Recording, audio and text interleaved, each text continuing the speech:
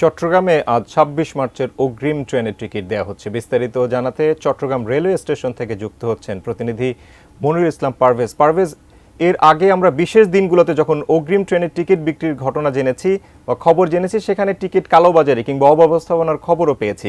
এবারে কি সব ঠিকঠাক চলছে নাকি এরকম কোনো ঘটনা রয়েছে? জানাবেন, আপনার কাছে কি রয়েছে এই মুহূর্তে?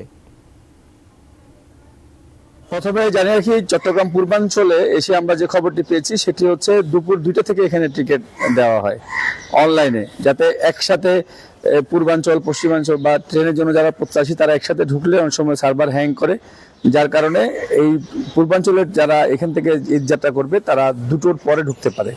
এটি হচ্ছে 1 নম্বর কথা। আপনি দেখতে পাচ্ছেন আমার পিছনে স্টেশন পুরো ফাঁকা রয়েছে, অর্থাৎ কাউন্টারগুলো পুরো ফাঁকা। আমরা এখানকার যে ম্যানেজার তার সাথে কথা বলেছি, উনি বলছেন যে 16টি আন্তনগর ট্রেন চট্টগ্রাম থেকে ছাড়ে, প্রায় 9,000 যাত্রী এখান থেকে চট্টগ্রাম থেকে বিভিন্ন দেশের বিভিন্ন প্রান্তে যায়।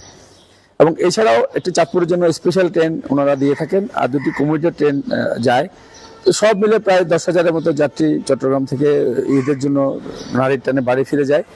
আর এই যে বলছেন যে এখানে কালোবাজারি বা অন্য কোনো রকম তথ্য পাওয়া গিয়েছে কিনা, যেহেতু এটি আসলে অনলাইনে সব টিকিট, আর এরকম কোনো ঝামেলার খবর আমরা অবশ্য এখন পর্যন্ত পাইনি প্রশাসনের পক্ষ থেকে। এবং এখানকার স্টেশন ম্যানেজার যেটি জানিয়েছেন, ওনাদের যে তৎপরতা রয়েছে অর্থাৎ গোয়েন্দা নজরদারি সেটি রয়েছে স্টেশন থেকে আরম্ভ করে এখানে আশেপাশে যে কম্পিউটার দোকানগুলো রয়েছে যেখানে অনলাইনে টিকিট কাটা হয়, আর এখন তো রেজিস্ট্রেশন করা হয়, রেজিস্ট্রেশন করার পরেই সে টিকিটটি কাটতে পারে। অর্থাৎ একজন লোক হয়তো 4টি টিকিট কাটছে, এর বেশি কাটতে পারছে না। এভাবেই আসলে ওই কালোবাজারির যে একটা চেষ্টা ছিল সেটাও কিন্তু কমে গিয়েছে।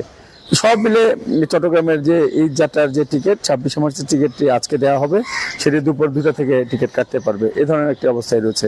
তো আপাতত আমার কাছে স্টেশনে বা ঈদ যাত্রা নিয়ে এতটুকু রয়েছে। শাকুর।